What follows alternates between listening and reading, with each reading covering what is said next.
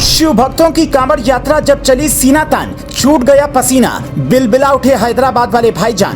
कांवड़ यात्रा पर सवाल उठाया तो हिंदुओं ने गजब का सबक सिखाया। खुद को कहते हैं सेकुलर, लेकिन आदत से है मजबूर। भाईजान को क्यों है हिंदुओं से इतनी चिढ़? पहले मोदी के खिलाफ बोलते बोलते पार कर देते थे हद, अब हर हिंदुओं को करने लगे हैं टारगेट। भड़काऊ भाईजान का योगी ही करेंगे इलाज, क्योंकि भड़काने वाली बीमारी हो गई है लाइलाज। योगी ने पहले यूपी से भगाया, अब मोदी भी हैदराबाद से खदेड़ेंगे।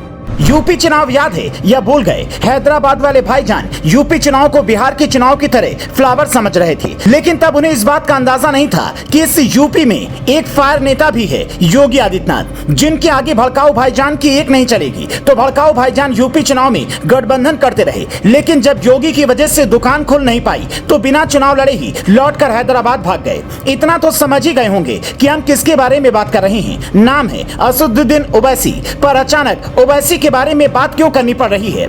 दरअसल हमारे देश में कुछ नेताओं की दुकान सिर्फ भड़काने वाली बयानों से चलती है। दिन हो या रात उनका एक ही एजेंडा होता है कि कैसे भी हो पब्लिक को भड़काते रहो। और इस बार भड़काऊ भाईजान ने यूपी की पब्लिक को कांवड़ यात्रा के बहाने भड़काने की कोशिश की। सावन के महीने में कांवड़ यात्रा की दिव्यता और भव्यता को देखकर ओवैसी तंज कस रहे हैं, जिनकी खुद की कौम सड़क को घेर कर जबरिया बैठ जाती है। AIMIM प्रमुख असदुद्दीन ओवैसी ने कटाक्ष किया कि सड़क पर नमाज अदा करो तो FIR हो जाती है, लेकिन कांवड़ यात्रा के लिए मीट की दुकानें बंद करवा दी गई। ओवैसी कह रहे हैं कि धार्मिक भावनाओं के नाम पर रोजगार का हक छीन लेना शर्मनाक बात है। लेकिन अब ओवैसी से कौन पूछे कि ईद पर जबरिया दुकानें बंद कराई जाती थी, तब वो कहां सोए थे? महीनों तक शाहीन बाग में बैठकर एक खास कौम के लोगों ने सड़क और दुकानें घेर रखी थी ताकि कागज न दिखाना पड़े, और सैकड़ों लोग बेरोजगार हो गए। तब ओवैसी के मुंह में दही क्यों जम गया था? पश्चिम बंगाल से लेकर प्रयागराज और गुरुग्राम तक ऐसे दर्जनों केस हैं जिसमें शुक्रवार को भाईजान ने सड़क घेरा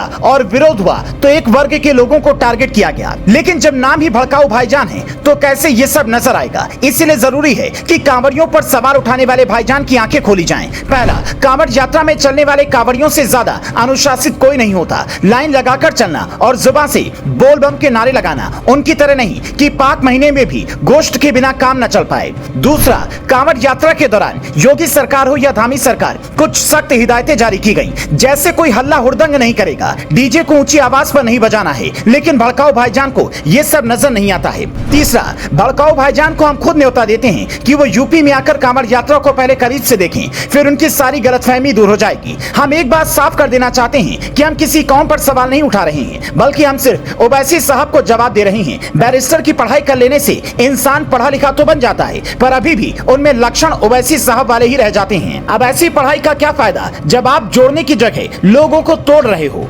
वैसे हंसी तो तब आती है जब असदुद्दीन ओवैसी कहते हैं कि उनकी पार्टी सेकुलर है, लेकिन नाम में मुसलमान शब्द लगाती है, और नेताजी खुद दिन भर लोगों को भड़काने वाली दुकान खोलकर बैठे रहते हैं। वैसे ओवैसी साहब को आप कैसे जवाब देंगे? हमें कमेंट बॉक्स में जरूर बताइएगा। और अगर आपने अपने इलाके की कांवड़ यात्रा की तस्वीर ली हो तो उसे भी हमें कमेंट बॉक्स में जरूर भेजिएगा।